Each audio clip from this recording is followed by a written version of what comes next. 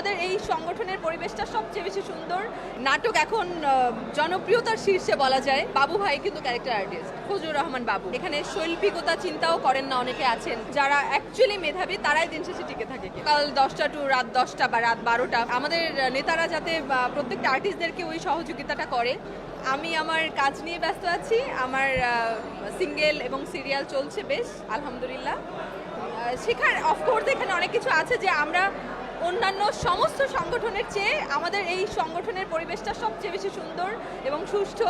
So এটা তো অনেক বড় শিক্ষার বিষয় আসলে। এটা অনেক ভালো একটা উদ্যোগ।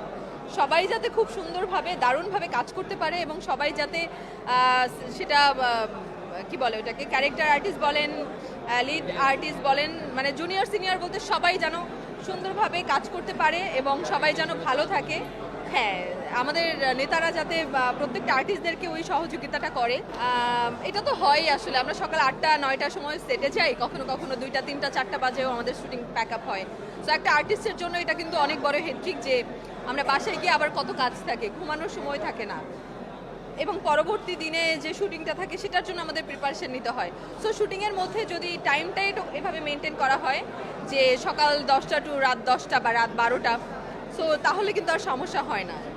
নাটক ইন্ডাস্ট্রি অনেক সুন্দর জায়গায় আছে, আমি সেটুকু বলতে পারবো। নাটক ইন্ডাস্ট্রি খুবই দারুণ আছে এবং আপনারা সবাই জানেন নাটক এখন জনপ্রিয়তার শীর্ষে বলা যায়, এবং খুব দারুণ দারুণ গল্প, দারুণ দারুণ ডিরেক্টর এসেছেন ইন্ডাস্ট্রিতে।